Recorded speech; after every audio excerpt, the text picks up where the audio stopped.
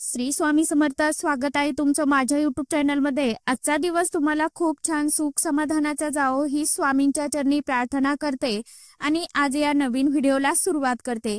तर बघा मित्रमैत्रिणींनो, आज आहे 25 जानेवारी, शनिवार आलेला आहे आणि या दिवशी आलेली आहे षटतिला एकादशी. पौष महिन्यातील कृष्ण पक्षातील एकादशी तिथीला षटतिला एकादशी या नावाने ओळखलं जातं.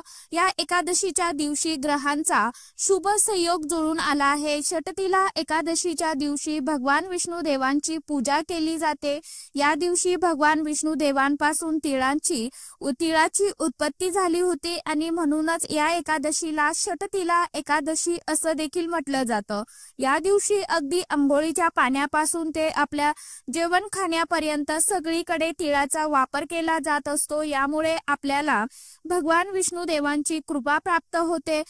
त्याचबरोबर अनेक पापांपासून मुक्ती मिळत असते आणि आपल्या मनातील ज्या काही इच्छा आकांक्षा आहेत त्या पूर्ण होतात. या दिवशी चंद्र आणि मंगळाचा शुभ संयोग जुळून आला आहे, ज्यामुळे या योगामध्ये काही प्रभावी उपाय जर आपण केले तर त्या उपायांचं आपल्याला निश्चित फलप्राप्ती प्राप्त होते. आणि म्हणूनच आजच्या या नवीन व्हिडिओमध्ये मी तुम्हाला एक अतिशय अत्यंत प्रभावी असा उपाय सांगणार आहे. तर उपाय कशा पद्धतीने करावा, केव्हा करावा याबद्दलची सविस्तर माहिती आपण आजच्या या नवीन व्हिडिओमध्ये जाणून घेणार आहोत. त्यामुळे व्हिडिओ कुठेही स्किप न करता शेवटपर्यंत नक्की बघा. चॅनलवरती तुम्ही जर हा व्हिडिओ पहिल्यांदा बघत असाल तर चॅनलला आवर्जून सबस्क्राईब करा आणि असेच नवनवीन माहितीपूर्ण व्हिडिओ बघण्यासाठी समोरील बेल आयकॉनलाही प्रेस करा. तर आज षटतिला एकादशीच्या दिवशी तुम्ही उपवास नाही केला तरी देखील चालणार आहे, परंतु संध्याकाळी आपल्याला कापुरासोबत ही एक वस्तू जाळायची आहे उंबरठ्यावरती. ही वस्तू जाळल्याने आपल्या घरातील भांडणे, पितृदोष, वास्तुदोष, नजरबाधा, दारिद्र्य नष्ट होऊन जाईल आणि आपल्या कुटुंबाची, मुलाची प्रगती होईल. भरभरून अशी प्रगती होत जाईल. घरात अखंड माता लक्ष्मी नांदे.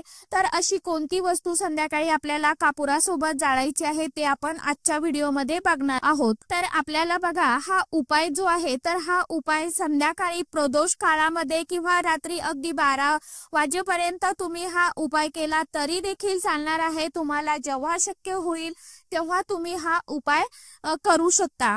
तर प्रदोष काळ म्हणजे माता लक्ष्मी येण्याची वेळ. म्हणजे प्रदोष काळ केव्हा चालू होतो तर 5:30 नंतर अगदी 7:30 पर्यंत प्रदोष काळ असतो. तर त्या काळामध्ये तुम्हाला शक्य झालं तर त्या काळामध्ये ही वस्तू तुम्हाला जाळायची आहे. ज्यांना नाही शक्य झालं त्यांनी अगदी 11-12 वाजेपर्यंत आपण ही वस्तू उंबरठ्यावरती जाळली कापुरासोबत तरी देखील चालणार आहे. यामुळे घरात आपल्या सुख, समृद्धी, शांती येते. आपण अनेक उपाय करत असतो, परंतु कधी कधी आपण कितीही उपाय केले तरी कोणत्या ना कोणत्या कारणाने आपल्या घरामध्ये वास्तुदोष हा निर्माण होतोच होतो. त्यामुळे घरामध्ये सतत कलह होतात, भांडणे होतात, कुटुंबामध्ये मतभेद होत असतात. त्याचबरोबर आपला एखादा उद्योगधंदा असेल, व्यवसाय असेल, त्यामध्ये आर्थिक नुकसान होत असतं.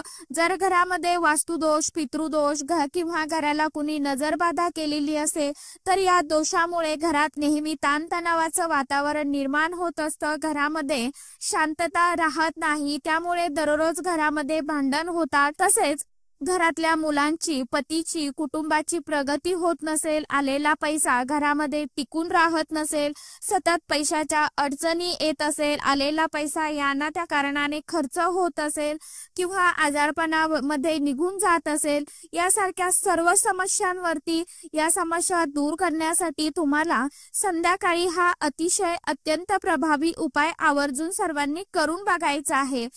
कारण जो उपाय मी तुम्हाला सांगणार आहे तर तो 100% खात्रीशीर उपाय आहे. तुम्ही फक्त आज संध्याकाळी हा एक उपाय करून पहा. हा उपाय केल्यानंतर तुम्हाला त्याचा 100% रिझल्ट मिळेल. तुमच्या घरामध्ये अनेक चांगले बदल तुम्हाला दिसून यायला सुरुवात होईल.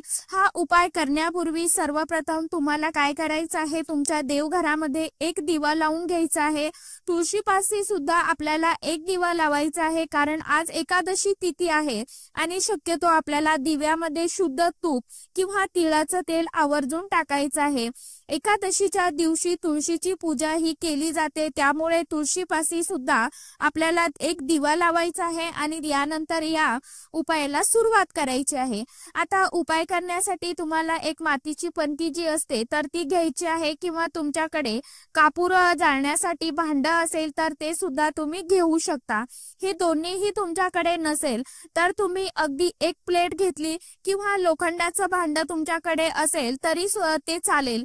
तर यामध्ये आपल्याला सर्वप्रथम गाईच्या शेणाचं गौरी टाकायची आहे, की जे शेणकूट असतं तर ती तुम्हाला टाकून घ्यायची आहे। अगदी मोठी नाही, थोडासा तुकडा आपल्याला लागणार आहे या उपायांसाठी। आता तुम्ही गावाकडे असेल तर तुम्हाला गावाकडे ही शेणाची गौरी जी आहे तर ती सहज मिळून जाते, परंतु तुम्ही शहरी भागामध्ये राहत असाल तर तुम्हाला आपल्याला जिथे कुठे धार्मिक वस्तू भेटतात, आपला देवांचं सामान भेटतं, तिथे तुम्हाला या वस्तू नक्कीच मिळून जातील। तर त्यामध्ये तुम्हाला काय करायचं आहे, गाईच्या शेणाची गौरी जी आहे तर ती जिथे पूजेचं साहित्य मिळते तिथे तुम्ही बघू शकता आणि तिथून आणू शकता। एक गौरी जी आहे तर ती घ्यायची आहे, ती त्या भांड्यामध्ये तुम्हाला ठेवायची आहे। त्यानंतर त्यावरती आपल्याला थोडंसं शुद्ध गाईचं तूप टाकायचं आहे आणि त्यावरून तुम्हाला थोडेसे पांढरे तीळ जे असतात तर ते टाकायचे आहे। यानंतर या तिळावरती आपल्याला 3 भीमसेनी कापराच्या वड्या ठेवायच्या आहे। भीमसेनी कापूर तुमच्याकडे नसेल तर जो कापूर तुम्ही तुमच्या घरामध्ये रोज वापरता तो तुम्ही घेतला तरी देखील चालणार आहे। त्यावरती आपल्याला 3 अखंड फूल असलेल्या लवंगा ठेवायचा आहे। यानंतर हा कापूर आपल्याला देवघरासमोर ठेवून प्रज्वलित करायचा आहे। त्याचबरोबर एक जे तेजपान असतं तर ते तेजपान आपल्याला घ्यायचं आहे आणि ते देखील आपल्याला त्यावरती टाकायचं आहे।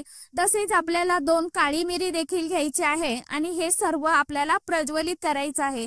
हे प्रज्वलित केल्यानंतर तुम्हाला ओम नमो भगवते वासुदेवाय नमः या मंत्राचा जप करायचा आहे। थोडा वेळ हे भांड आपल्या देवघरासमोरच ठेवायचं आहे।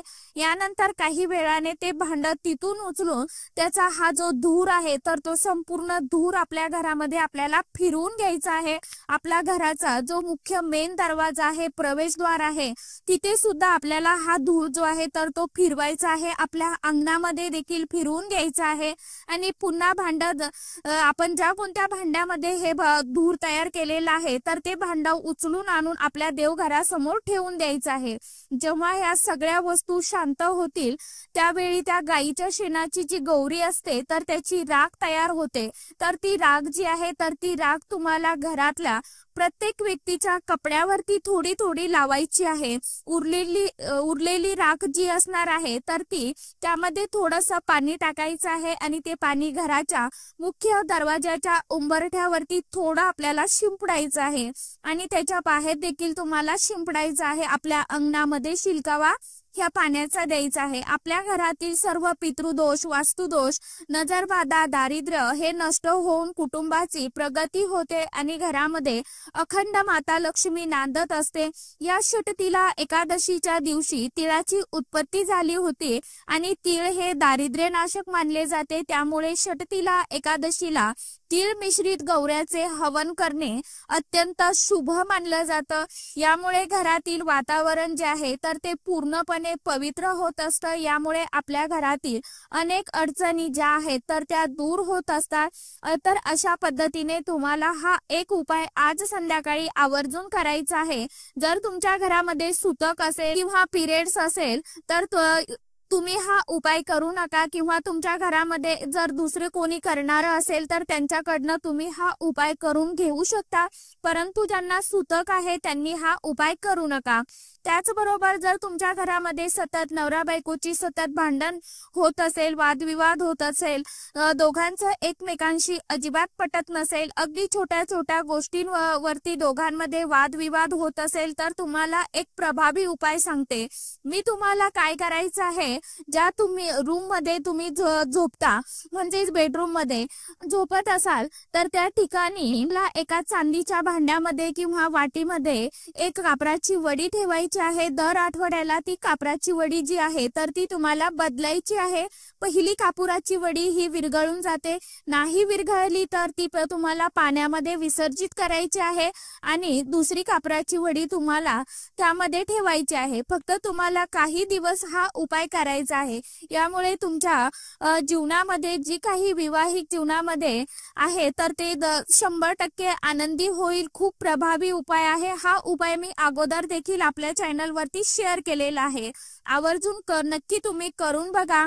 त्याचबरोबर तुम्हाला कोणत्याही कामामध्ये यश मिळत नसेल, तुमची कोणतीही इच्छा पूर्ण होत नसेल, कोणतीही गोष्ट तुमच्या मनासारखी घडत नसेल तर तुम्हाला दर शनिवारी अंघोळीच्या पाण्यामध्ये थोडासा कापूर टाकून त्या पाण्याने स्नान करायचं आहे। यामुळे शरीरामध्ये एक प्रकारची सकारात्मक ऊर्जा निर्माण होते आणि व्यक्तीचं सौभाग्य जे आहे तर ते वाढत असतं। तर हा एक उपाय देखील तुम्ही शनिवारच्या दिवशी करू शकता।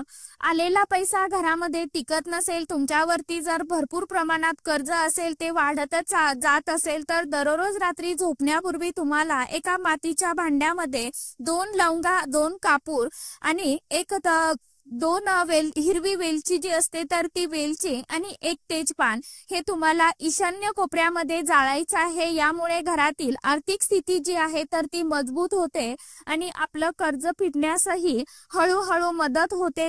सोबतच आपल्याला उपाय करत असताना कष्ट मेहनत देखील करायची आहे। आपल्या नशिबाला साथ मिळावी, आपल्या कष्टाला यश मिळावं, त्यासाठी आपल्याला हे छोटे मोठे सेवा उपाय आवर्जून करायचे असतात। उपाय मनापासून पूर्ण श्रद्धेने करा, नक्कीच तुम्हाला त्या उपायांचा सेवेचा फळ मिळेल। तर आजच्या व्हिडिओमध्ये इतकीच माहिती होती, कशी वाटली नक्की सांगा। व्हिडिओ आवडला तर चॅनलला आवर्जून लाईक, शेअर, सबस्क्राईब जरूर करा। परत भेटूया नवीन माहिती सोबत, नवीन व्हिडिओसोबत। तोपर्यंत सर्व माझ्या YouTube परिवाराला श्री स्वामी समर्थ।